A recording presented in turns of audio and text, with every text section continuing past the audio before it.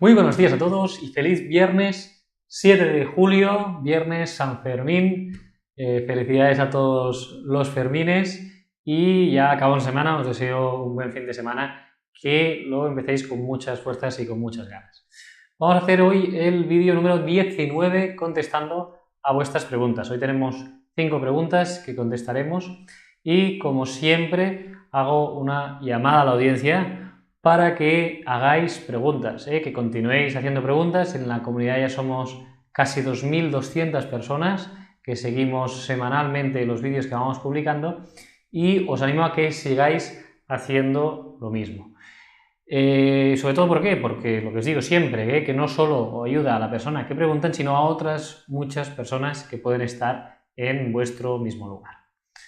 Avanzaros también que la semana que viene, el miércoles, es decir, en concreto estamos hablando del día 12 de julio, vamos a lanzar ese proyecto que os vengo anticipando ya desde hace semanas, que es el podcast. En este podcast, que es similar a un programa de radio, lo que vamos a hacer es explicaros todo desde un punto de vista más distendido. Será un programa semanal que empezaremos haciendo con entrevistas. Igual que hemos hecho entrevistas aquí en el canal de YouTube, vamos a hacer entrevistas a muchas personas que son realmente interesantes.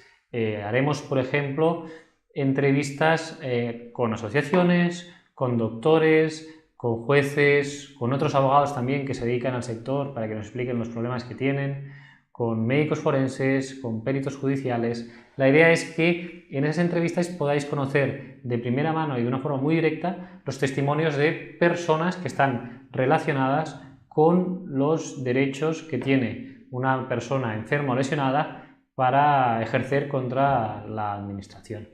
Y en este caso puedo anticipar ya, no os voy a decir mucha cosa porque quiero que escuchéis el capítulo del miércoles de la semana que viene, pero os quiero anticipar que ya hemos cerrado más de 6 entrevistas, que ya las hemos grabado, y que en este primer mes de julio vamos a publicar 2, vamos a programar 2 entrevistas, que esto sí que os lo voy a hacer un pequeño avance. En el podcast del miércoles, el miércoles 12 de julio en el lanzamiento, también os voy a anticipar cuáles van a ser los siguientes 2 ponentes, los entrevistados. La primera semana vamos a hacer la entrevista con la Asociación del Polio y Jordi Ullés, su presidente, nos va a explicar en qué consiste el polio, el pospolio, y va a contestar las preguntas en relación con su asociación, con la Asociación de Polio y Pospolio de Cataluña.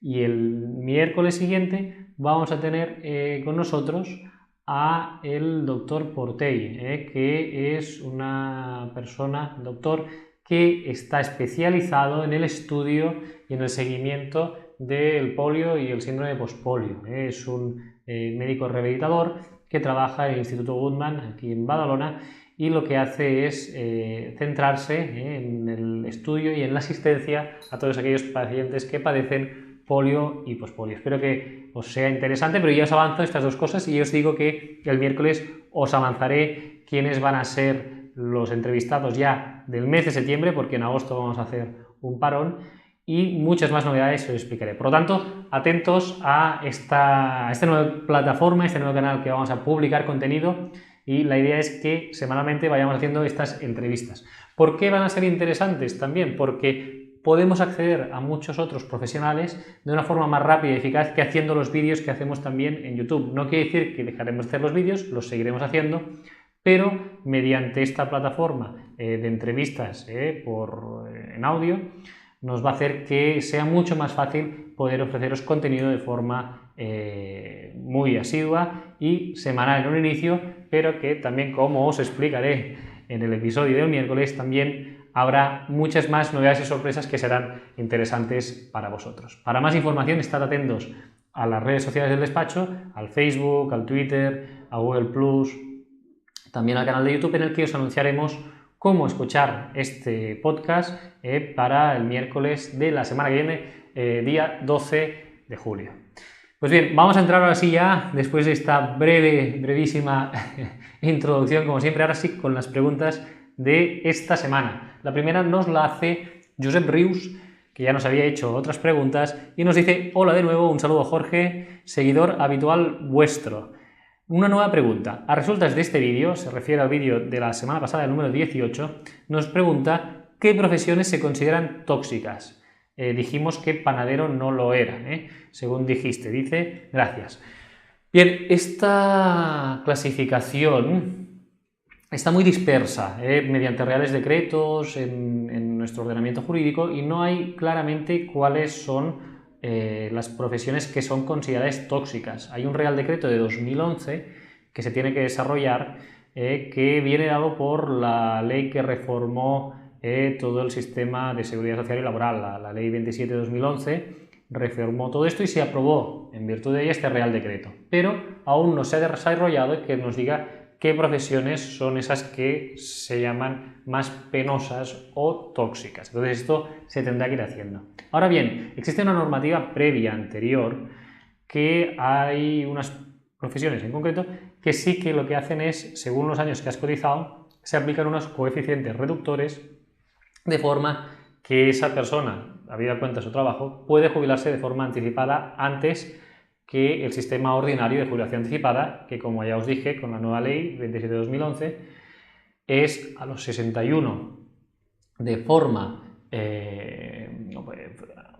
forzosa, y a los 63 de forma voluntaria. Entonces, ¿qué profesiones son? Pues son los trabajadores del régimen minero, tienen esa posibilidad de aplicar estos coeficientes reductores.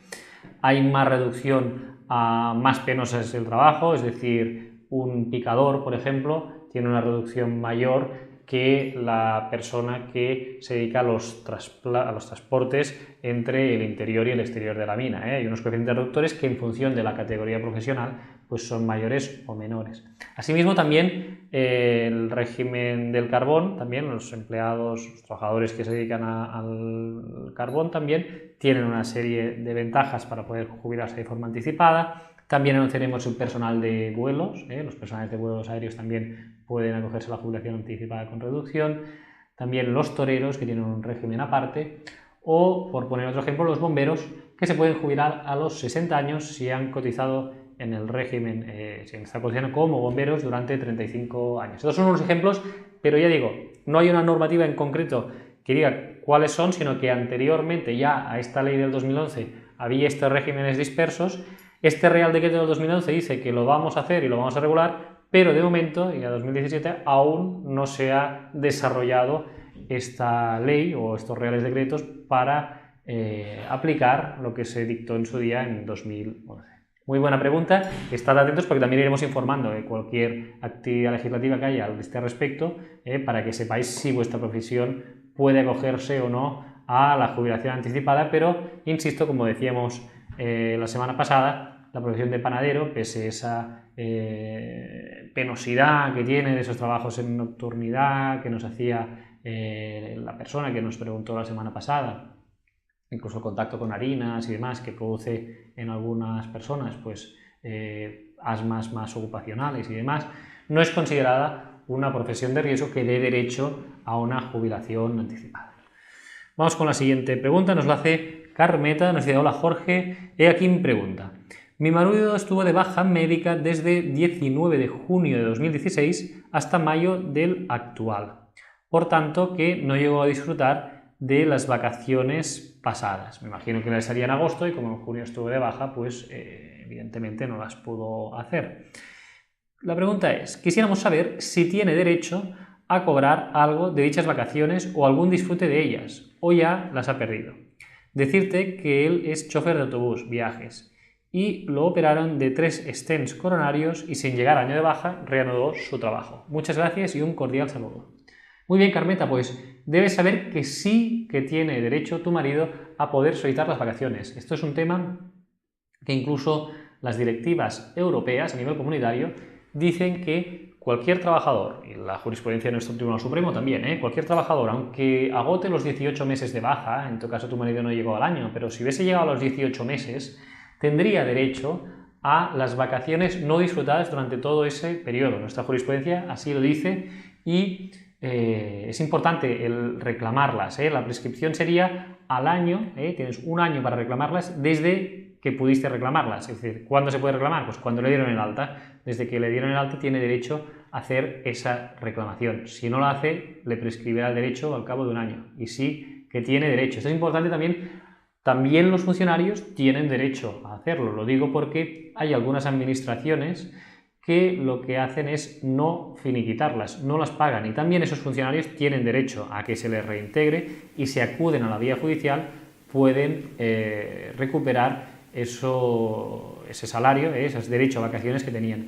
Disfrutarlas no, cobrarlas sí, como ha pasado un año, podrá disfrutarlas de este año, las de 2017 evidentemente, pero las de años anteriores lo que se tienen es que finiquitar, se tienen que pagar, ¿de acuerdo? Por lo tanto, la respuesta es que sí, que tiene derecho, y si eres funcionario también. Cosa distinta es que pues valga la pena reclamarlo si has de pagar algún abogado. Además, lo digo por experiencia propia, porque en algunos casos pues el tener que hacer esa reclamación supone una parte importante de los ingresos, de esos derechos a vacaciones, y a veces no vale la pena, o por el dinero que puede quedar no vale la pena iniciar un proceso judicial, pero que sepamos al menos que la jurisprudencia dice que sí que se puede y que vale la pena luchar y pelear por ello en el caso de que la empresa no lo haya hecho. Recordamos, insisto, el periodo de prescripción de un año desde que se dio la alta médica. Vamos con otra pregunta de Mónica Cazorla, también una habitual y que nos ha hecho varias preguntas. Hola, de nuevo tengo una pregunta urgente. Mi hija fue a una entrevista de trabajo y llegaron a un acuerdo, y en esa misma entrevista firmó el contrato de 3 meses y quedó para empezar el día siguiente. Pero luego se lo pensó y llamó diciendo que acababa de llamar de otro trabajo que le conviene más y que no puede ir. La pregunta es si le puede perjudicar esa decisión de anular el contrato en algo en un futuro a la hora de arreglar el paro. Muchas gracias por responder y saludo. Pues no le va a perjudicar en nada, Mónica.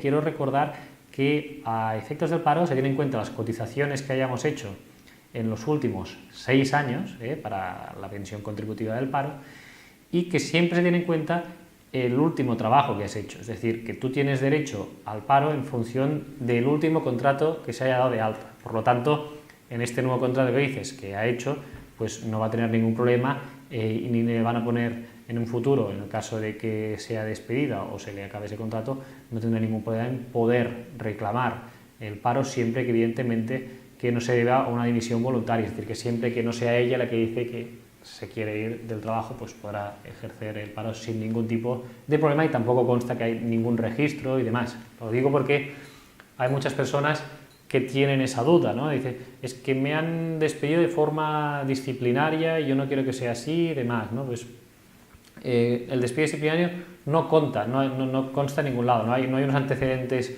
como los penales que sí que cuentan que has hecho un delito.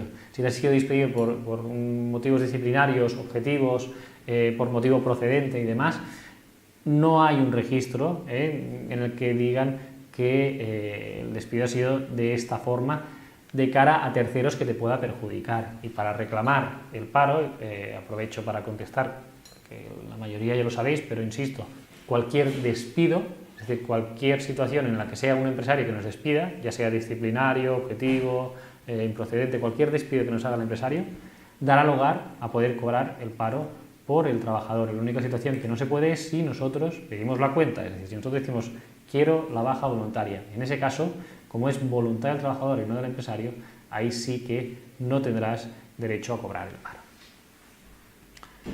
Vamos con otra pregunta, nos lo hace Tecnomarver y nos dice: hola Jorge, buenas tardes, mi pregunta es esta. Estoy cobrando el RAI y se me acaba en agosto de 2017. En junio cumplí los 55 años. Llevo en el paro desde 2011. Tengo una discapacidad del 56% y estamos luchando para que me den la IP. En enero del 2018 tenemos juicio contra la Seguridad Social por esa IP. Que tengas mucha suerte. Mi pregunta es si me darán la ayuda de 426 por tener más de 55 años. Muchas gracias de antemano. Y sigue preguntando en otro comentario, dice: perdona Jorge, no tengo rentas, nos aclara que no tiene rentas, solamente trabaja mi mujer y cobra 780 euros, ya que mis hijos viven fuera de casa y no entra más dinero. Gracias. Bien, te recomiendo que mires los vídeos anteriores en los que explicamos cuáles son los requisitos para poder cobrar el subsidio de mayores de 55. En este caso, en concreto, como los ingresos de tu mujer divididos entre dos no superan más de 5.300 euros aproximadamente, sí que tienes derecho para poder solicitar ese subsidio para mayores de 55 años. Si son los ingresos que tiene tu mujer, pues lo que tendrías que hacer es multiplicarlo por 12 y entonces dividirlo entre 2. Si eso da menos de esta cantidad que te comento, entonces sí que podrás solicitarlo. ¿Cómo solicitarlo? Cuando se te acabe el RAI, tienes que esperar un mes, ¿vale? El mes de espera que se dice, y solicitar el subsidio. Entonces, mira también que cumplas los otros requisitos que comentamos en el vídeo anterior, pero por ingresos parece ser que sí que es suficiente y que podrás solicitar la prestación de mayores de 55 años. Y vamos ahora sí ya con la última pregunta, nos la hace Enrique Díaz y nos dice: hola, buenas tardes, tengo 54 años y cotizados 34. Actualmente estoy de baja en la empresa, que es de mudanzas. Sufro una miocardiopatía hipertrófica con antecedentes patológicos de hipertensión arterial, dislipemia, gonartrosis y dispepsia. Me dice el especialista que no podré trabajar. ¿Podré pedir alguna discapacidad, entiendo, o incapacidad?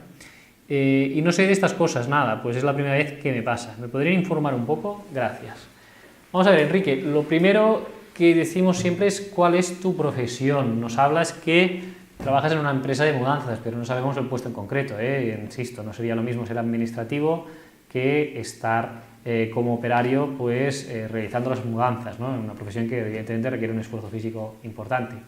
Por lo tanto, si nos puedes aclarar cuál es tu profesión, pues te lo agradezco y así te podemos contestar mejor. Voy a hacer la respuesta con dos variantes. La primera, la patología que padeces, esta miocardiopatía hipertrófica, lo que puede dar lugar es que tengas una insuficiencia cardíaca, es decir, que el corazón no bombee suficiente.